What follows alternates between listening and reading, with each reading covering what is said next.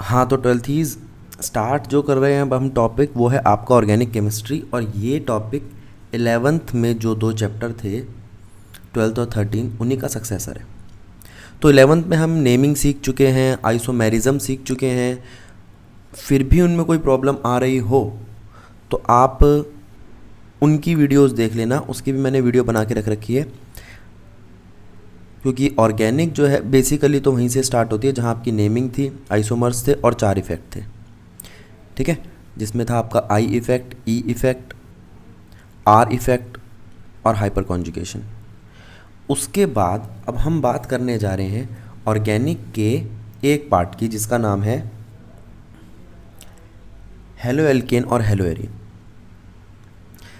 12th class में जो आपकी ऑर्गेनिक आ रही है उसमें क्या क्या चीज़ें आपको ध्यान देनी है और किस किस तरीके से आपके क्वेश्चन किन किन पॉइंट्स पे बनेंगे वो देखो ज़रा। सबसे पहले आती है आपकी नेमिंग।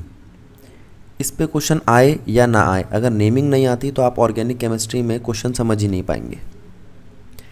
कुछ बच्चे सोचते हैं कि 1 मार्कर में आती है नेमिंग तो नेमिंग छोड़ देते हैं, पता नहीं क्या हिसाब किताब है। ये तो बेस है आपका। आप अगर इसका नाम ही नहीं जानते तो इसकी केमिकल रिएक्शन, इसकी कन्वर्जन, ये सब कैसे करोगे। दूसरा, प्रिपरेशन और केमिकल प्रॉपर्टीज़, इस पे आपकी कन्वर्जन ही आती है बेसिकली। लेकिन जैसे कई सारे छोटे छोटे क्वेश्चन आ जाते हैं जैसे फिल इन द ब्लैंक्स वाले, तो उस पर ध्यान देंगे। तीसरा आपका आता है कन्वर्जन। ये सबसे इम्पॉर्टेंट पार्ट है। अगर आप पूरा चैप्टर प्रिपेयर कर लेते हैं तो उसके बाद उस चैप्टर की रिएक्शंस की कन्वर्जन कर सकते हैं आप। Reasoning question, reasoning question generally आपकी फिजिकल प्रॉपर्टीज़ और केमिकल प्रॉपर्टीज़ पे बेस करते हैं। ठीक है, फिर मैकेनिज्म, ये लेसन नंबर 11 में आपको दिखाई देंगे ज़्यादातर। अच्छा, इसके बाद आते हैं ये ABCD वाले क्वेश्चन, मैं बोलता हूँ इनको, लेकिन ये वो क्वेश्चन होते हैं जिसके अंदर आपको कोई एक रिएजेंट दिया जाता है, फिर उसके बारे में पूछते हैं कि भाई ये रिएजेंट अगर मैं इसको A कहूँ तो ये रिएजेंट, उसकी थोड़ी प्रॉपर्टीज़ दे देंगे, टेस्ट टू डिस्टिंग्विश के बारे में बता देंगे और फिर पूछेंगे रिएजेंट कौन सा है। और उसके बाद उसी पे कुछ 4 या 5 रिएक्शंस होंगी, उनको कंप्लीट करने के लिए देंगे। तो ये क्वेश्चन बहुत इंपॉर्टेंट होता है, पूरा चैप्टर कवर कर लेता है अकेला ही। आगे तो 3 से 5 मार्क्स का इस पे क्वेश्चन आता है। आगे टेस्ट टू डिस्टिंग्विश, ये इंपॉर्टेंट है इसके लिए भी, और इस पे अपने खुद के क्वेश्चन भी आते हैं।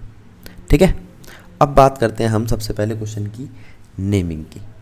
वैसे ये पार्ट 11th क्लास का है, लेकिन फिर भी थोड़ी सी नेमिंग तो आपको आनी चाहिए। और 11th क्लास में पूरी नेमिंग समझा रखी है, उसकी वीडियो देख लो। ठीक है, आगे ये क्या लिखा है, CH4। अगर मैं CH4 की आपसे नेमिंग पूछूं तो आप बताते हो मीथेन, क्योंकि ये 10th क्लास से उठकर आ रहा है, सबको याद ही होगा।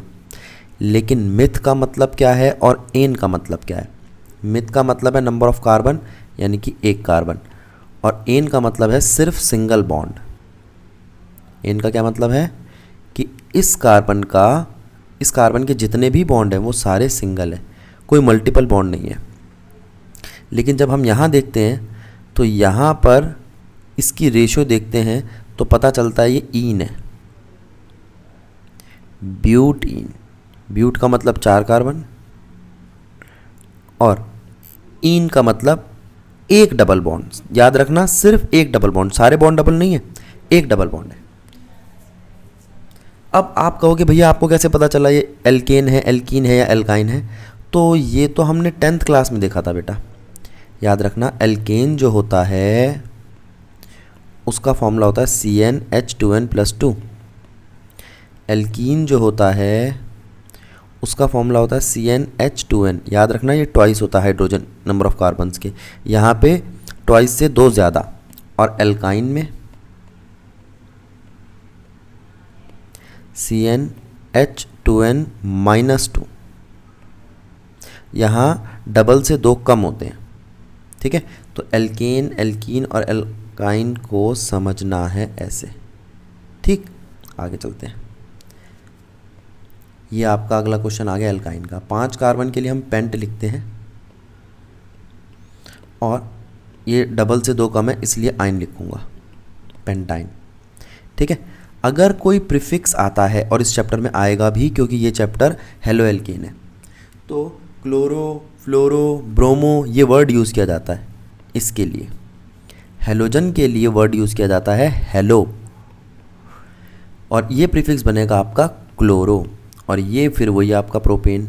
अब कुछ बच्चे इससे परेशान रहते हैं कि भैया 10th में तो इसको हम आइल कहते थे, आइल, प्रोपाइल। तो परेशान मत हो, इसका कॉमन नेम प्रोपाइल से ही निकलता है, प्रोपाइल क्लोराइड। जब कॉमन नेम लिखते हैं तो हम प्रोपाइल क्लोराइड लिखते हैं, लेकिन जब इसका आयोपिक नेम लिखते हैं तो हम सिर्फ ये देखते हैं इसके अंदर सारे सिंगल बॉन्डेड हैं, हाँ जी हैं, इसलिए एन लिखा, 3 कार्बन है इसलिए प्रोप लिखा, और ये आपका प्रीफिक्स है। प्रीफिक्स के लिए एक छोटी सी बात बता दूं, जो चेन के अंदर इंक्लूड नहीं होते उन्हें हम जनरली प्रीफिक्स लेते हैं, ठीक है। अच्छा, अब वो भी मतलब एक प्रॉपर्टी है, सिर्फ यही एक सोलो क्राइटेरिया नहीं है, मैंने बताया ना, उसके लिए नेमिंग वाला टॉपिक देखो, आपको सारी बातें समझ आ जाएंगी। इसके बाद बारी आती है इसकी, यह है ईथ और यह है ऑल। तो बना यहाँ पर ईथ 2 कार्बन के लिए, एन सिंगल बॉन्ड के लिए, और 1 पर लगा है ऑल, इथेनॉल। याद रखो जब 2 वॉवल आमने सामने आए तो इस वाले वॉवल को काट दो, ठीक है। ये केमिस्ट्री का नहीं, इंग्लिश का रूल है। आगे चले तो ये 2 तरीके की नेमिंग समझ आ गई। अब इसको देखो, ऑक्ट, 8 कार्बन, 7 तो यहाँ दिखाई दे रहे हैं, एक ये दिख रहा, तो टोटल 8 कार्बन है। ऑक्ट सारे सिंगल बॉन्डेड है, एन ओइक एसिड, इसका ई मैंने पहले ही नहीं लिखा, अभी बताया था, ऊपर जब मर्जिंग करते हैं तो ई हट जाता है 2 वॉवल्स की वजह से। अब आप पूछोगे यहाँ 1 लगाएं या ना लगाएं, वो आपकी मर्ज़ी है, लेकिन हम पहले से ही जानते हैं जो COOH फंक्शनल ग्रुप है वो फर्स्ट पोजीशन पे ही कंसीडर किया जाता है। आगे चलते हैं। नेमिंग में बेसिकली ये 4 चीज़ें होती हैं, prefix, word root, primary suffix और सेकेंडरी सफिक्स। प्रीफिक्स का मतलब आउट ऑफ मेन चेन, ठीक है, अभी थोड़ी देर पहले मैंने बताया भी था। वर्ड रूट का मतलब कितने कार्बन हैं, number of carbons. Primary suffix का मतलब वो बॉन्ड कैसा है, क्या वो एल्केन है, एल्कीन है या एल्काइन है। और सेकेंडरी सफिक्स का मतलब फंक्शनल ग्रुप, ठीक। चलो एक एग्जाम्पल लेके समझा रहा हूं मैं आपको। कितने कार्बन है बेटा, 3, तो 3 के लिए आप क्या लिखोगे, 1 मिनट रुको, 3 के साथ एक ये भी है, 4, तो 4 के लिए आप क्या लिखोगे, ब्यूट। सारे सिंगल बॉन्डेड हैं, C3H7, हाँ 6, ठीक है ठीक है ठीक है। ये 6 क्यों है बताता हूँ मैं। C3H8 होता है सिंगल बॉन्डेड, उसमें से एक की जगह ले ली COOH ने, और एक हाइड्रोजन की जगह ले ली NO2 ने, इसलिए वो 6 बचे। समझ आया। तो but single bonded ane, butane बना, ओइक एसिड। ओइक एसिड इसलिए आया क्योंकि इसके पास फंक्शनल ग्रुप है COOH।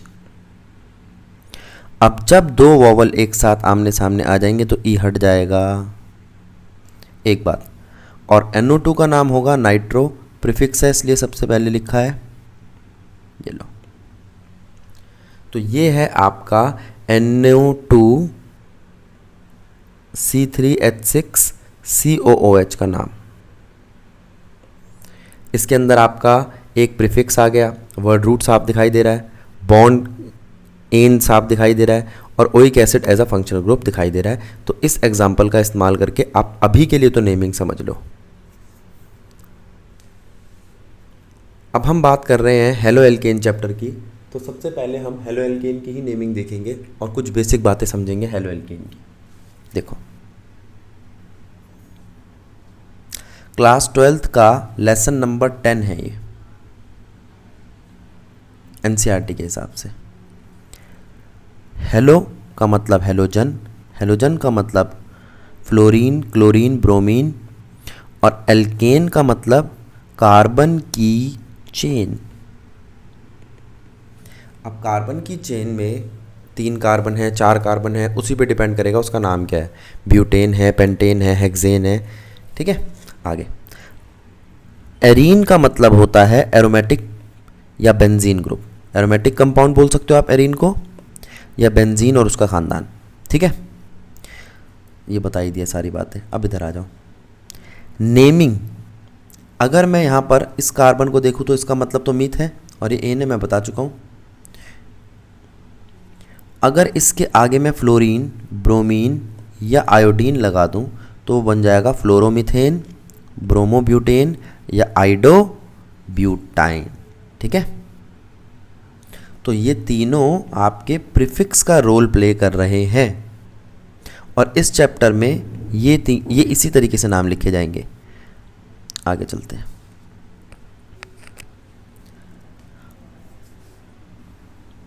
अगर मैं हेलो एरीन की बात करूं तो एरीन का मतलब मैंने अभी आपको बताया था बेंजीन, और हेलोजन का मतलब फ्लोरीन, क्लोरीन, ब्रोमीन कुछ भी हो सकता है।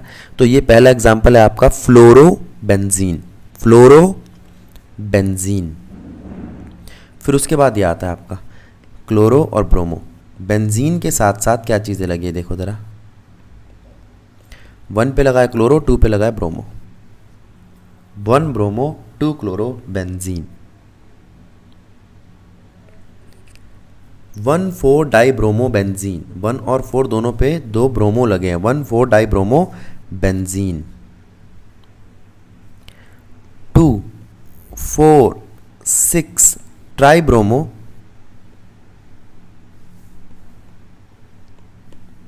और इसको मैंने बोल दिया फ्लोरोबेंजीन, फ्लोरोबेंजीन। ठीक है, अच्छा इसका यहाँ पे 1 भी लगा सकते हो आप। ठीक है, आगे cyclo halo alkane. Cyclic group आपको दिखाई दे रहा है? हाँ जी दिखाई दे रहा है। ब्रोमीन दिखाई दे रहा है, तो 1 ब्रोमो साइक्लोहेक्सेन। साइक्लोहेक्सेन और बेंजीन, इन दोनों टॉपिक को मिक्स मत कर देना। बेंजीन वो होता है जिसमें हर कार्बन के पास एक डबल बॉन्ड हो। देखो इस कार्बन के पास ये रहा डबल बॉन्ड, और इस कार्बन का भी यही है। इस कार्बन के पास ये रहा, और इस कार्बन के पास भी यही है। इस कार्बन के पास ये रहा, और इस कार्बन के पास भी यही है। तो जब 6 कार्बन 6 हाइड्रोजन से मिलकर ऐसा सेट बनाते हैं जिसमें हर कार्बन के पास एक डबल बॉन्ड हो और सबकी sp2 हाइब्रिडाइजेशन हो, तो वो बेंजीन कहलाता है, तो वो एरोमेटिक कंपाउंड कहलाता है। अगर सारे सिंगल बॉन्डेड हैं या किसी एक आध के पास डबल बॉन्ड, या रेजोनेंस को वो रेजोनेंस के रूल को फॉलो नहीं कर रहा है, या आपने जो 11th में पढ़ा था एरोमेटिसिटी उसे फॉलो नहीं कर रहा है, तो वो साइक्लिक कंपाउंड कहलाएगा। क्या कहलाएगा? Cyclic compound. 1 bromo cyclohexane, 1 bromo 2 chloro cyclobutane,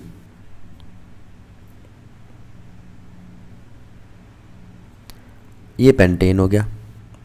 तो इसमें आ गया 1 ब्रोमो 2 क्लोरो 3 आयोडो। एक बात ध्यान रखना बेटा, मैं जो नंबरिंग कर रहा हूँ वो अल्फ़ाबेटिकली कर रहा हूँ, यानी कि ब्रोमो को मैं नंबर 1 देना ज़्यादा प्रेफर करूँगा, क्लोरो को बाद में और आयोडो को सबसे आखिरी में। तो मैं यहाँ पर अल्फ़ाबेट लगा रहा हूँ, ये अल्फ़ाबेटिक नेमिंग चल रही है इनकी। आगे चलते हैं।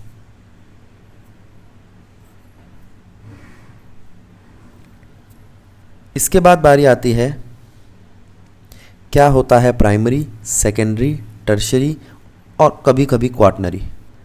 तो अगर कार्बन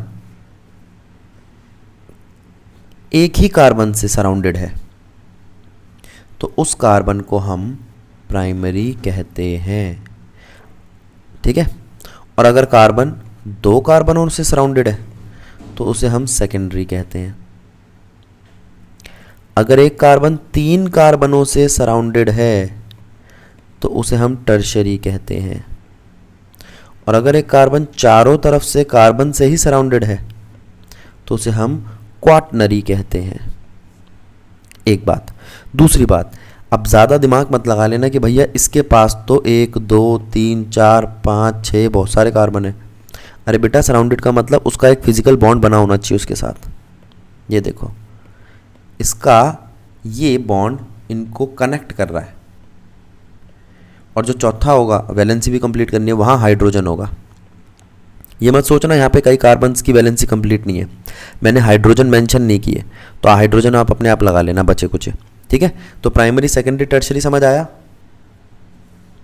ये बेसिक बातें मैं इसलिए बता रहा हूँ क्योंकि ज़्यादातर बच्चे इसी में नंबर कटवा लेते हैं। अब देखो, एक बेंजीन में हर कार्बन, जैसे ये वाला कार्बन 2 कार्बनों से जुड़ा है और ये वाला कार्बन इन 2 कार्बनों से जुड़ा है, किसी भी कार्बन को देख लो आप, हर कार्बन 2 कार्बनों से जुड़ा है बेंजीन में। ठीक है, देखो ये वाला कार्बन इन 2 कार्बनों से सराउंडेड है ना। अच्छा, अब अगर मैं ये वाला कार्बन देखूं तो ये भी, तो किसी भी कार्बन को देख लो, सारे के सारे कार्बन सेकेंडरी हैं, सेकेंडरी। बेंजीन के अंदर सारे कार्बन सेकेंडरी होते हैं। ठीक, अब यहां कुछ मैंने एग्जाम्पल दिए हैं, वो आप देख लो। आगे चलते हैं। एक और टर्म आती है, ये भी बेसिक टर्म है, 11th क्लास में पढ़ी थी, इस बार भी पढ़नी पड़ेगी क्योंकि बार बार इन पे क्वेश्चन आते हैं। अगर एक कार्बन 4 सिंगल बॉन्ड बनाए बैठा है तो इसका मतलब चारों सिग्मा बॉन्ड है। सिग्मा बॉन्ड इंडिपेंडेंट होता है। इस वक्त इसका एक भी पाई बॉन्ड नहीं है। सिग्मा बॉन्ड से मुझे पता चलता है कि हाइब्रिडाइजेशन क्या है। तो यहाँ पे 4 बॉन्ड का मतलब है 1 S और 3 P। अगर मैं हाइब्रिडाइजेशन को समझाना चाहूँ तो मैं ऐसे भी लिख सकता हूँ, देखना ज़रा, सिर्फ समझाने के लिए लिख रहा हूँ। ये S P P P, अगर 2 बॉन्ड है तो SP सिग्मा बॉन्ड, 3 बॉन्ड है तो SP2 और 4 बॉन्ड है तो SP3। अब यही चीज़ हम देखेंगे यहाँ पे। अगर 4 बॉन्ड हैं तो क्या SP3, 3 है तो SP2, 2 है तो SP। वो 2 किसी भी फॉर्म में हो। आ जाओ, एक बार ज़रा ध्यान दो। इसके बाद बारी आती है इस बॉन्ड की। ये पाई बॉन्ड है, ये जो मैंने रेड कलर से बनाया है पाई बॉन्ड है। इसका मतलब क्या बताता हूँ। जो तुम्हारे सिंगल बॉन्ड है यानी कि ब्लू कलर वाले 1 2 और 3 दिखाई दे रहे हैं, तीनों इंडिपेंडेंट बॉन्ड है, वही आपके सिग्मा है। और जो डबल या ट्रिपल बॉन्ड आता है उसमें दूसरा बॉन्ड या तीसरा बॉन्ड पाई होता है। जैसे यहाँ पे दिखाई दे रहे हैं कि ये तो पहला आपका सिग्मा बॉन्ड है, फिर ये पाई, तो 2 पाई बॉन्ड है आपके पास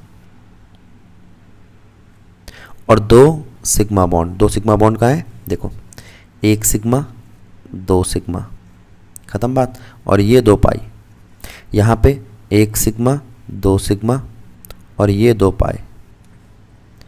तो समझ आया हाइब्रिडाइजेशन।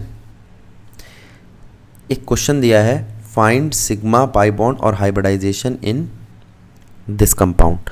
इसको करो, नहीं समझ में आता तो मैसेज कर देना मेरे को। आगे चलते हैं। अब बारी आती है कॉमन नेमिंग की।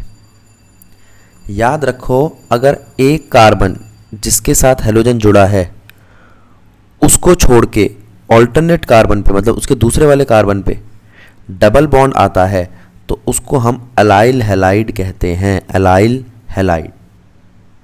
थोड़ी सी कॉमन नेमिंग है इस चैप्टर में, ज़्यादा नहीं है। अगर इसी के साथ वाले पे आ जाता, मतलब पहले कार्बन पे ही डबल बॉन्ड आ जाता, तो उसे हम कहते हैं विनाइल। क्या कहते हैं? विनाइल। आगे, बेंजीन के ऊपर जब एक CH3 लगा होता है तो उसे टॉलीन कहते हैं। क्या कहते हैं? टॉलीन। इसका एक हाइड्रोजन कम करके अगर कोई हेलोजन जुड़ जाए, पहले अगर एक हाइड्रोजन कम होता है तो उसका नाम पड़ता है बेंजाइल, और उसकी जगह हेलोजन जुड़ जाए तो बेंजाइल हैलाइड, बेंजाइल हैलाइड। अभी देखते हैं, इसका एग्जांपल आगे लिख रखा होगा मैंने, ये लो, बेंजीन दिखाई दे रहा है, CH2 दिखाई दे रहा है, हेलोजन दिखाई दे रहा है, उसके अंदर ये है आपका बेंजाइल और हेलोजन का नाम है हैलाइड। बेंजीन के ऊपर CH3 लगा होता है तो उसे कहते हैं टॉलीन, उसमें से एक हाइड्रोजन कम हो जाए तो उसे कहते हैं बेंजाइल। नाम याद रखना, बार बार बोल रहा हूं। मान लो यहां OH होता तो क्या होता, तो बन जाता है बेंजाइल अल्कोहल। ठीक है, आगे चलते हैं। बेंजीन को अराइल ग्रुप भी कहते हैं, बेंजीन के ऊपर हेलोजन लगाए तो ये अराइल हैलाइड कहलाएगा। अब बेंजीन को मैं थोड़ा सा समझाने जा रहा हूं। बेंजीन एक ऐसा कार्बन का रिंग है जिसके अंदर हर कार्बन के पास डबल बॉन्ड है। अभी थोड़ी देर पहले ही बताया था मैंने, हर कार्बन के पास अपना डबल बॉन्ड है। हर कार्बन 2 हाइड्रोजन रखता है। ठीक है, हर कार्बन sp2 हाइब्रिडाइजेशन रखता है। इस बात को ध्यान दो, sp2 हाइब्रिडाइजेशन कैसे पता चला, अभी थोड़ी देर पहले ही बताया था, लास्ट पेज पे ये रहा। अगर किसी के पास एक डबल बॉन्ड है तो वो sp2 हाइब्रिडाइजेशन रखेगा। ठीक है, चलो ये बात भी समझ आ गई, आगे बढ़ते हैं। ये एक बेंजीन मैंने आपको कंपैरिजन के लिए बता दिया है। कॉमन नेमिंग में ऑर्थो, मेटा और पैरा का भी इस्तेमाल किया जाता है। देखो, मान लो आपने कहा कि भैया ये Z है ना, मैं इससे कंपेयर कर रहा हूँ। याद रखना, ऑर्थो, पैरा और मेटा सिर्फ कंपैरिजन होते हैं। तो इस Z के ऑर्थो पर, मतलब साथ वाला जो कंपाउंड है, एडजेसेंट, इस Z का एडजेसेंट जो है वो है ऑर्थो, और ऑल्टरनेट पोजीशन पे जो है वो है मेटा, और बिल्कुल ऑपोजिट जो बैठा है इसके वो है पैरा। इसके साथ वाले ऑर्थो, एक छोड़ के मेटा, और बिल्कुल ऑपोजिट वो है पैरा। एक एग्जाम्पल दिया है मैंने, ये इसको देखो, स्क्रीन पॉज करके इसका नाम लिखो ऑर्थो, पैरा और मेटा के हिसाब से। ठीक है, जिसको इनकी नेमिंग और प्रीफिक्स में दिक्कत है वो 11th वाली वीडियो देखो। आगे चलते हैं। कुछ एग्जाम्पल हैं ये NCERT के, इनको अटेम्प्ट करो। ठीक है, किसी को कोई डाउट आए इन नेमिंग में तो मुझसे पूछो। मैंने एग्जाम्पल के तौर पे 2 नेमिंग करके रख दिया आपके लिए, एक ये और एक ये, इसकी और इसकी, और कुछ स्ट्रक्चर्स भी थे तो एक इसको एक्सप्लेन कर दिया है, सेकंड वाले को, और ये आपका थर्ड है। थर्ड के अंदर मैंने ये बताया कि टर्शरी का मतलब क्या होता है, और फिफ्थ के अंदर भी सेकेंडरी ब्यूटाइल का मतलब बताया है। ठीक है, ये फर्स्ट की नेमिंग है, ये लिखा हुआ है यहाँ पे 1, ये 2। अब एक काम करो, सबसे पहले सारा नोट कर लो। देखो, पॉज करके नोट कर लो या इसका एक स्क्रीनशॉट ले लो।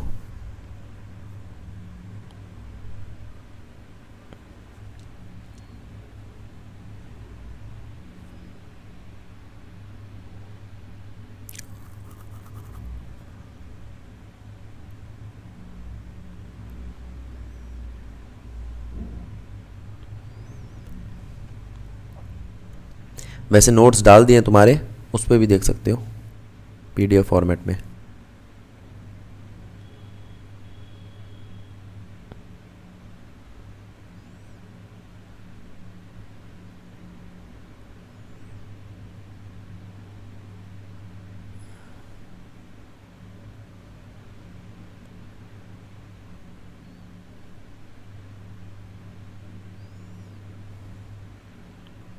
ये क्वेश्चन अटेम्प्ट करके बेटा, अगर किसी क्वेश्चन में प्रॉब्लम आती है, वैसे बहुत आसान क्वेश्चन NCERT के दोनों, तो मुझे या तो जो टेलीग्राम वाला ग्रुप है उस पर मेंशन कर देना, या फिर कॉल ही करना, और क्या करेंगे। ठीक है, तो यहाँ ये टॉपिक आपका कंप्लीट होता है। नेक्स्ट क्लास में हम डील करेंगे एल्केन, हेलो एल्केन।